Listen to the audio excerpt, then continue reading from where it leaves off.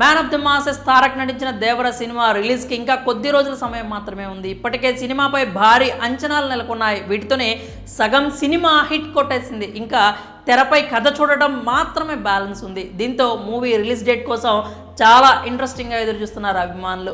ఇక ఎలాగూ రిలీజ్కి కొద్ది రోజుల సమయం మాత్రమే ఉండడంతో మూవీ ప్రమోషన్స్లో టీం అంతా బిజీగా ఉంది. ఏర్పాట్లన్నీ బాగానే సాగుతున్నాయని అనుకునే టైంకి ఇప్పుడు దేవర సినిమాకు కొత్త టెన్షన్ మొదలైంది. తాజాగా మరోసారి తెలుగు రాష్ట్రాల్లో తుఫాను హెచ్చరికలు జారీ చేశారు. మరి ఈ ఎఫెక్ట్ దేవరపై పడనుందా అనే సందేహాలు తలెత్తుతున్నాయి. దానికి సంబంధించిన పూర్తి వివరాలు ఇలా ఉన్నాయి.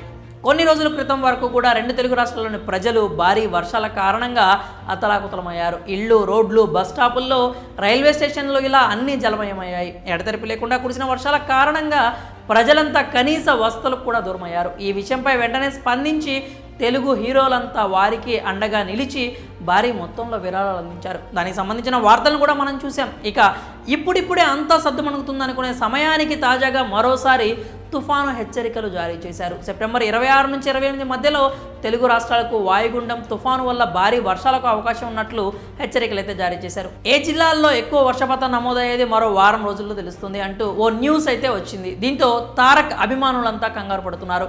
సెప్టెంబర్ 27న దేవర సినిమా రిలీజ్కి రెడీగా ఉంది. దానికి సంబంధించిన ఏర్పాట్లన్నీ కూడా వేగంగానే కొనసాగుతున్నాయి. మరి ఇలాంటి సమయంలో మరోసారి భారీ వర్షాలు, అది కూడా సరిగ్గా 26 నుంచి 28 మధ్యలోనే అంటే ఖచ్చితంగా ఆ ఎఫెక్ట్ దేవరా మూవీ కలెక్షన్స్పై పడే అవకాశం లేకపోలేదు.